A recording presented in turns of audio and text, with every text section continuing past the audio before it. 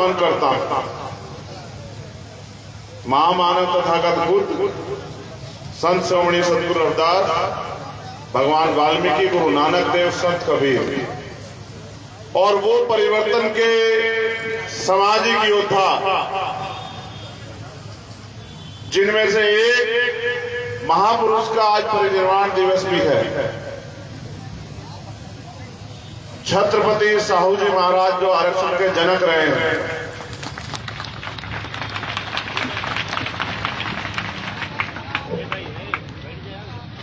राष्ट्रपिता ज्योतिबा फूले, पेरियार रामास्वामी नायकर, पेरियार लल्लू यादव, बाबू जगदेव प्रसाद कुशवाहा, जननायक कपूरी ठाकुर, महामना रामस्वरूप वर्मा, चौधरी महाराज सिंह भारती, उनके साथ साथ नारायणा गुरु संत गाड़गे जी महाराज, मान्यवर दीना भाना वाल्मीकि जी और मान्यवर काशीराम साहब को मैं नमन करता हूं। मैं नमन करता हूं उस शख्सियत को जिसकी वजह से इस देश के करोड़ों शोषित, वंचित और इस देश की सभी महिलाओं को सम्मान का जीवन मिला। अगर ना होते बाबा साहब अम्बेडकर तो आज हमारी ये मां चुनाव नहीं लड़ पाती। अगर ना होते बाबा साहब अम्बेडकर तो महिलाएं इस देश, इसलिए क्योंकि लोकतंत्र है और नगर की सरकार बनाने का समय चल रहा है। आपके एक एक वोट को तय करना है कि जलालपुर नगर पंचायत से आपका चेयरमैन कौन होगा। ये बाबा साहब अम्बेडकर के 4 बच्चों की कुर्बानी है कि भारत के सभी बालिग लोगों को वोट का अधिकार मिला। वो वोट, जिस वोट के लिए उन्होंने कॉन्स्टिट्यूशन असेंबली में, संविधान सभा में अपने सभी साथियों को सहमत करने का काम किया, क्योंकि कुछ लोगों का मानना था कि वोट का अधिकार उनको मिलना चाहिए जिनके पास जमींदारी है, तो कुछ लोगों का कहना था कि वोट का अधिकार सिर्फ उन्हें मिले जो लगान देते हैं। कुछ लोगों का यह भी मानना था कि वोट का अधिकार उनको मिले जो पढ़े लिखे हैं, और कुछ लोगों का वो भी मानना था कि वोट का अधिकार सीमित जाति व्यवस्था में जो ऊंची जाति है उनको मिले। बाबा साहब अम्बेडकर ने अपने ज्ञान से, अपने संघर्ष से, अपने तर्क से उस कॉन्स्टिट्यूशन असेंबली की सभी लोगों को सहमत किया कि अगर चंद लोग लोकतंत्र में फैसला करेंगे, चंद लोग ये तय करेंगे सरकार किसकी बनेगी, तो जो बहुसंख्यक समाज है उनकी बात का कोई मतलब नहीं रहेगा। ऐसे लोकतंत्र को मैं लोकतंत्र नहीं मानता जिस लोकतंत्र में लोग सारी आबादी को वोट देने का अधिकार ना हो, यानी कि सरकार चुनने का अधिकार उस देश के, उस प्रदेश के, उस क्षेत्र के बालिग लोगों को ना हो। और अंत फैसला हुआ कि 21 साल का जो भी व्यक्ति होगा वो वोट देकर तय करेगा कि अपने अपने क्षेत्रों से वो अपने प्रतिनिधि को चुन के भेजेगा। सम्मानित साथियों, समय के साथ बात आगे बढ़ी और वोट का अधिकार 21 साल से बढ़ के 18 साल के व्यक्ति को देने का अवसर प्राप्त हुआ। आज उसी वोट के लिए, क्योंकि ये वोट का अधिकार आपके पास है, बड़े से बड़ा धन्ना से पैसे वाला आपको नमस्कार करता है, आपकी जय जयकार करता है, आपको प्रलोभन देता है, तमाम तरह से आपकी वोट किस तरह से वो हथिया ले इसका प्रयास करता है। अगर ना होता वोट का अधिकार, क्योंकि अभी भी सामाजिक गैर बराबरी भारत में है, जाति के आधार पर गैर बराबरी है, आपकी बस्तियों में भी कोई नहीं आता, आपको कोई पूछता भी नहीं, आपकी कोई बात भी नहीं करता। इस वोट से वो शक्ति हमें मिली है कि हम अपने प्रतिनिधि को चुन के भेज सकते हैं, और जब हमारा प्रतिनिधि जिसको हमने वोट दिया है वो किसी भी सदन में जाता है, जाके हमारे क्षेत्र की समस्याओं के लिए, हमारी आवश्यकताओं के लिए, हमारी बुनियादी जरूरतों के लिए लड़ने का काम करता है, कानून बनवाने का काम करता है। क्योंकि ये नगर का चुनाव है, आपको अपना चेयरमैन चुनना है, बोर्ड बनेगा, आपके फैसले से तय होगा जलालपुर के लोगों कि चेयरमैन की कुर्सी पे कौन बैठेगा। पहले तो राजा रजवाड़े बैठते थे, संविधान ने दी है ताकत कि दलित पिछड़े वर्ग के लोग भी, आदिवासी वर्ग के लोग भी, इनकी बहन बेटियां भी चेयरमैन, मेयर और MP MLA बनने लगी है, डॉक्टर, इंजीनियर, IAS IPS बनने लगी है। अब वोट तुम्हारे हाथ में है। बाबा साहब अम्बेडकर देके गए हैं वोट। मान्यवर काशीराम साहब ने गली गली जाके बताया कि जिनका वोट है उनका राज होना चाहिए। पहले जिनका वोट कम था उनका राज था। जब उन्होंने बात समझाई और बड़े पैमाने पे लोगों की समझ में आई तो लोगों ने अपनी वोट का सही प्रयोग करना शुरू किया। पिछले कुछ समय में एक कारोबार रुक गया है तो भीम आर्मी के लोगों ने, आजाद समाज पार्टी के नौजवानों ने ये जिम्मेदारी ली है कि हम फिर से समाज को जगाने का काम करेंगे। गांव गांव जाके, कस्बे कस्बे जाके, गली गली जाके सोए हुए लोगों को उनकी वोट की ताकत को समझाने का काम करेंगे। और जिस दिन इस देश का 85% बहुजन समाज, इस देश का दलित, पिछड़ा, आदिवासी और अन्य धार्मिक अल्पसंख्यक जागरूक हो गया और एकजुट हो गया तो वो दिन दूर नहीं कि बाबा साहब अम्बेडकर और मान्यवर काशीराम साहब का अधूरा सपना पूरा होगा और कमजोर शोषितों के हाथ में राज सत्ता आएगी। मैं बात आपको इसलिए कह रहा हूं मेरे लोगों, क्योंकि साहब कहा करते थे कि जिनका राज होता है उनकी बहन बेटियों पर अत्याचार नहीं होता। जिनका राज होता है उनके लोगों के हाथ ऐसे नहीं फैले होते। जिनका राज होता है उनको कोई, उनके साथ ना अन्याय होता ना जुल्म जाती होती। अगर आपको अपना राज व्यवस्था लानी है तो कहीं ना कहीं से शुरुआत करनी पड़ेगी। आज अगर जलालपुर से आप लोग शुरुआत करते हो, आपके यहाँ जलाए हुए दीपक कल प्रदेश, जिले और प्रदेश में जाएगा और आपकी मेहनत के कारण ये एक दिन देश में भी जाएगा। पहले भी हमने अपने आंदोलन को देश का आंदोलन बनाया और आने वाले समय में भी हम अपने आंदोलन को देश का आंदोलन बनाएंगे। हमने शुरुआत की है कि अच्छे काम करने वालों को मौका मिले। मैं ये नहीं कहता कि जलालपुर में और लोग चुनाव नहीं लड़ रहे हैं। मैं ये भी नहीं कहता कि वो बुरे लोग हैं। जलालपुर में और लोग भी चुनाव लड़ रहे हैं और वो अच्छे लोग भी हो सकते हैं। लेकिन मेरा ऐसा मानना है कि जो सिपाही मैंने आपके बीच भेजा अपने प्रतिबिंब के रूप में, अपनी मूर्ति के रूप में, ये मेरा छोटा भाई परवीन यादव, मैंने इसकी हिम्मत देखी है। ये इस लड़ाई को यहाँ लड़ना चाहता है, ये आपकी समस्याओं को दूर करना चाहता है। अगर आपने इसके हाथ में शक्ति दी तो मेरा ऐसा मानना है कि अगले 5 साल आपको किसी के दरवाजे जाके ऐसे हाथ नहीं करना पड़ेगा। चाहे वो बिजली का मामला हो या पानी का मामला हो, सड़क का मामला हो, मकान का मामला हो, रोजगार का मामला हो, हॉस्पिटल का मामला हो, स्कूल का मामला हो, किसी टैक्स का मामला हो। हमने तय किया है कि जितना भी प्रयास करके हम गरीब जनता की सेवा कर सके, उनके साथ जो अन्याय हो रहा है उसको कम कर सके, उन सब पे हम बुनियादी रूप से काम करने का काम करेंगे। मैं पिछली बार जब आया था मुझे कष्ट है कि मेरी गैर मौजूदगी में मेरी माओ बहनों को यहाँ अन्याय सहना पड़ा। पुलिस ने जिस तरह से आंख बंद करके उनके ऊपर लाठियां चलाई, वो घाव मेरे दिल में, मेरी पीठ पे आज तक है। मैं उनको भूला नहीं हूं मेरे लोग। और तो आप जानते हैं मेरी फितरत, मेरी आदत भी आप जानते हैं और मेरी फितरत भी आप जानते हैं कि मैं आपका वो खून हूं जो नहीं भूलता हूं।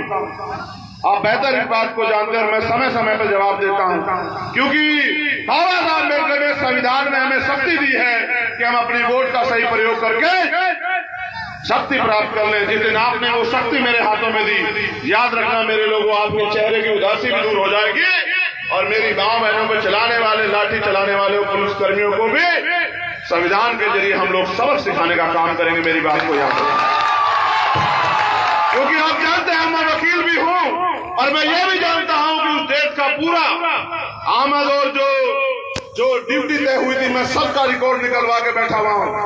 समय बदलेगा। सत्ता के अहंकार में और राजनेता की चाटुकारिता उनको खुश करने के लिए जो मेरी बहन बेटियों के, मेरी माँ के साथ जो अन्याय हुआ है, समय आने पे वो सूद समेत हम लोग वापस करेंगे। इस बात को आप याद रखें। लेकिन मैं आपसे यह भी कहना चाहता हूं कि पिछले 10 साल से सड़कों पर मैं आपकी लड़ाई लड़ रहा हूं और आप चुनते उन लोगों को हो जो वोट के चुनाव के बाद आपके गली बस्ती में भी नहीं आते, जो आपकी गली बस्ती में भी नहीं आते, वो आपका काम क्या खा करेंगे। है मेरे लोगों, मैं जब आया था मैं आपसे अपील कर रहा था, कुछ लोग चेहरे यहाँ भी खड़े हैं, ये मेरी बात सुनने के बजाय इनको कैमरे में इंटरेस्ट है, मैं इनको नेता बनाना चाहता हूँ, ये फोटोग्राफर बनना चाहते हैं, बताओ मैं क्या करूँ।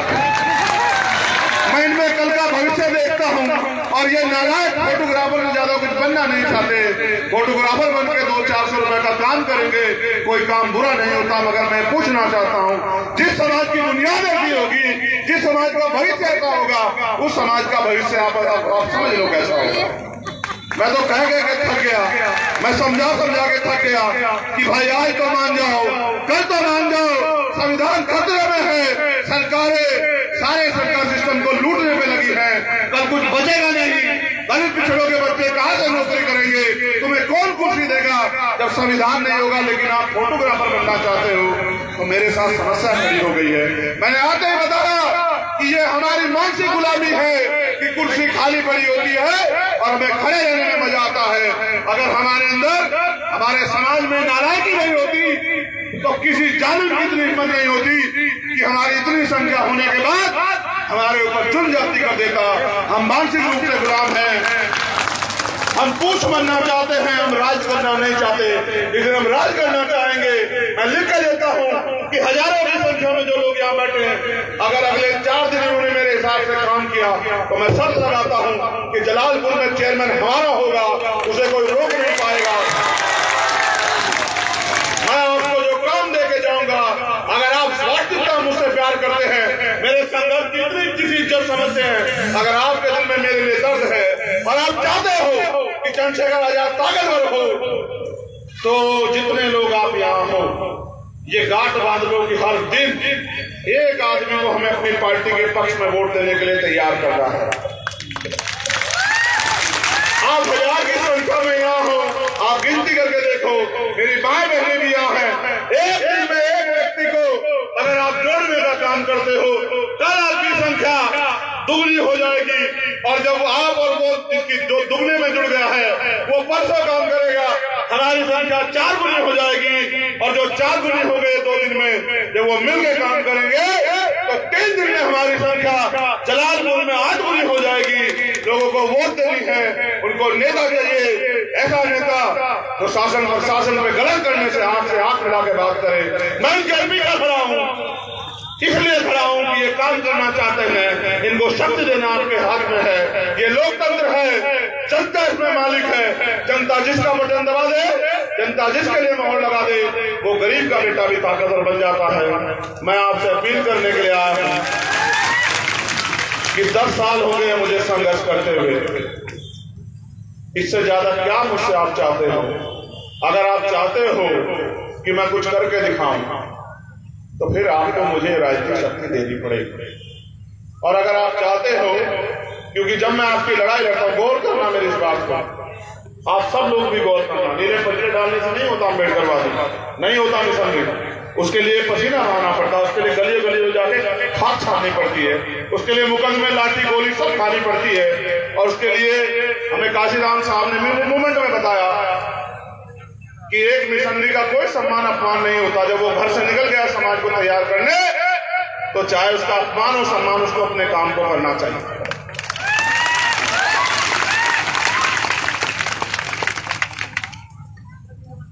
मैं एक बात आपको मानसिक गुलामी पर कहना चाहता हूं, और मेरा पूरा मानना है कि आप मेरी बात को समझोगे। मैं अक्सर इस बात को समझाता हूं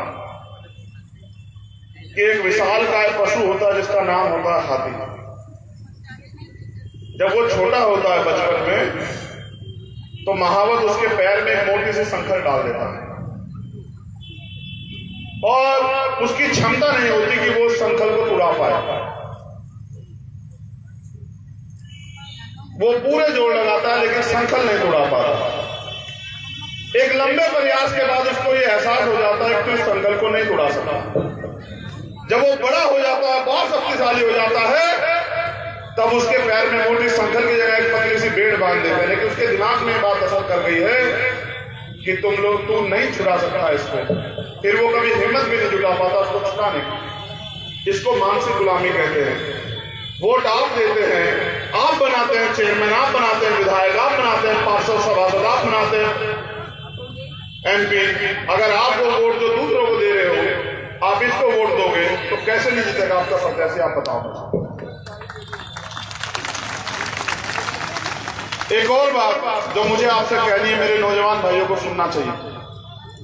यहाँ शासन प्रशासन के लोग हैं, मीडिया के, और मेरी बात को घर लेके जाना अपने दिलों में कि जब हम आपकी लड़ाई लड़ने के लिए जाते हैं ना मैदान में, जब कोई ताकतवर आदमी आप पे जुल्म करता है और भीम आर्मी आजाद समाज पार्टी के लोग जाते हैं लड़ने के लिए और वो अपनी आंदोलन संघर्ष से मुकदमा लिखाते हैं और वो आदमी जेल जाता है, तो जो कभी जेल नहीं गया इतना शोषण करने पे अचानक से वो जेल जाता है, तो वो पूछता है कि किसकी वजह से जेल गया, तो उसको पता लगता है कि भीम आर्मी आजाद समाज पार्टी के लोग थे।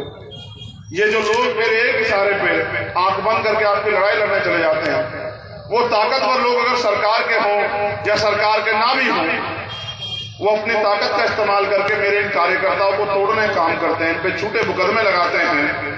अभी 2 हत्याएं मेरे जिलाध्यक्षों की हुई हैं, एक वैशाली में हुई राकेश पासवान की और एक चतर सिंह की हुई विदिशा में। ये 2 हत्या इस बात का उदाहरण है कि उन्होंने किसी ना किसी उस ताकतवर को जिसने जेल नहीं देखी अन्याय करने के बाद उसको जेल भिजवाने का काम किया और अंत परिणाम ये हुआ कि उनको अपनी जान गंवानी पड़ी। अगर आप भी मुझे शक्ति नहीं दोगे, आप भी मेरी ताकत नहीं बढ़ाओगे, मैं लड़ता ही रहूंगा तो इतने दुश्मन तैयार हो जाएंगे कि कहीं ना कहीं मैं उनका शिकार हो जाऊंगा। जिस दिन मैं उनका शिकार हो जाऊंगा फिर आप क्या करोगे बताओ? कहां से पैदा करोगे दूसरा चंद्रशेखर 2-4 साल में? ले आओगे कहीं से? है आपके पास कोई ऐसी चाबी? अगर ऐसी चाबी है तो मैं भी आपके साथ हूं। चलो मिलकर बाबा साहब अम्बेडकर को ले आते हैं, चलो मिलकर मान्यवर काशीराम को ले आते हैं, चलो मिलकर प्यारे लाल यादव को ले आते हैं, मिलकर मामला रामसु वर्मा को ले आते हैं। ऐसा कुछ नहीं होता, जो एक बार चला गया वो वापस नहीं आता। मेरे लोगों, मैंने जितनी मेरे अंदर हिम्मत है उससे ज्यादा हिम्मत से लड़ाई को लड़ने का काम किया है, लेकिन अक्सर मैंने देखा है कि हम थोड़े बहुत प्रलोभन पे, थोड़ी बहुत सुविधाओं पे या थोड़े बहुत संसाधन पे अपनी वोट को दुश्मन को सौंप देते हैं और फिर उम्मीद करते हैं कि दुश्मन हमारा भला करेगा। मान्यवर काशीराम साहब ये कहते थे कि वोट की रक्षा बहन बेटी की रक्षा की तरह करनी है। साहब ये कहते थे कि वोट को बेचना नहीं है, वो ये वोट बेचने के लिए नहीं, गुलामी से मुक्ति के लिए मिली है। वो ये भी कहते थे कि वोट को फेंकते नहीं है, वोट को किसी जिम्मेदार को सौंपते हैं। क्या तो ये बताओ कि आजाद भारत में मेरे से ज्यादा जिम्मेदार कोई हो आपकी लड़ाई लड़ने के लिए तो उसको सौंप दो, और अगर आप मेरे ऊपर भरोसा करते हो तो इस लड़ाई, इस वोट को मुझे सौंप दो जिससे मैं ताकतवर हो जाऊं, और जब मैं ताकतवर होऊंगा तो आप लोग ताकतवर नहीं होंगे। क्या बताओ? अपने मन से पूछ के बताओ। होंगे। तो मैं तो आंख बंद करके आपके लिए फिर जाता हूं। मेरी रक्षा सुरक्षा, मेरा संरक्षण अगर आप लोग नहीं करोगे तो कौन करेगा बताओ? कल मैं भी दुश्मन के किसी हादसे का शिकार हो जाऊंगा, बाद में आपके पास पछताने के अलावा कुछ बचेगा नहीं। इसलिए मैं आपसे कहना चाहता हूं कि जब आप 11 तारीख को वोट डालने जाएं तो अपनी एक एक वोट ये सोच के कि हमें अपने भाई को शक्ति देनी है, ये सोच के कि हमें अपने भाई के हाथों को मजबूत करना है, अपनी एक एक वोट आजाद समाज पार्टी के चुनाव चिन्ह पे केतली के निशान पे डालने का काम करें। और मेरे, हमारे साथियों के, भाई निखिल के, भाई परवीर के, ये जैसी इसकी माँ है परवीर की, ऐसी मेरी भी माँ है। अब देखो कि मेरी माँ लड़ रही है, आपकी जिम्मेदारी बनती है कि मेरे हाथों को मजबूत करो। इसलिए मैं आपसे अपील करूंगा कि 11 तारीख को जब आप वोट डालने जाएं तो अपना एक एक वोट केतली के चुनाव निशान पर डालें और आजाद समाज पार्टी, आपकी अपनी पार्टी को, गरीबों की पार्टी को ताकतवर बनाने का काम करें। ठीक है? उसके साथ साथ नगर पंचायत अशरफपुर किचौचा से भाई रब्बानी जी, गुड्डू हमारे प्रत्याशी हैं, मैं उनके लिए भी आपसे अपील करता हूं। वहां कोई आपका दोस्त साथी रिश्तेदार रहता हो, आप ये समझ के लड़ना कि गुड्डू नहीं लड़ रहे हैं, आप सब लोग लड़ रहे हैं। आज से ही लग के अपने एक वोट को तैयार करने का काम करना।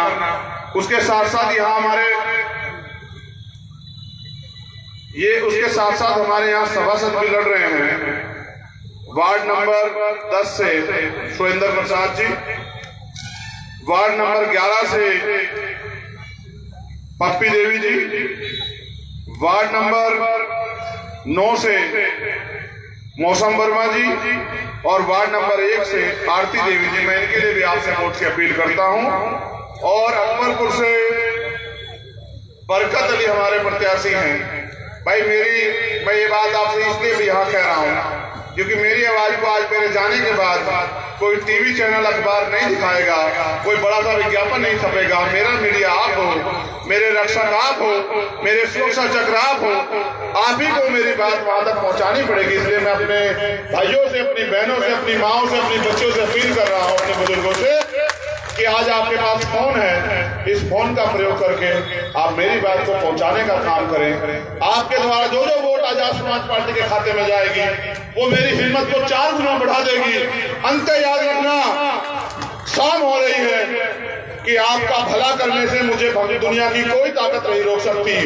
इस लड़ाई में मेरी मौत आ सकती है लेकिन मैं झुक नहीं सकता। इसलिए मैं आपसे कह रहा हूं कि अब देर मत करो और मेरे हाथों को, इस संगठन को, अपनी पार्टी को मजबूत करो, अपनी वोट को आजाद समाज पार्टी के समर्थन पे दो। इसलिए मेरी आपसे अपील है। बहुत बहुत धन्यवाद। आप लंबे समय से इंतजार कर रहे हो।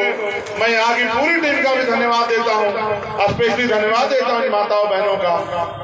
इनको किसी ने नहीं कहा बैठ जाओ, ये एक बार भी खड़ी नहीं हुई, इन्होंने कोई शोर नहीं मचाया। तुमसे मैं उम्मीद करता हूं, तुमको मैं सिखाता हूं, तुम सीखना नहीं चाहते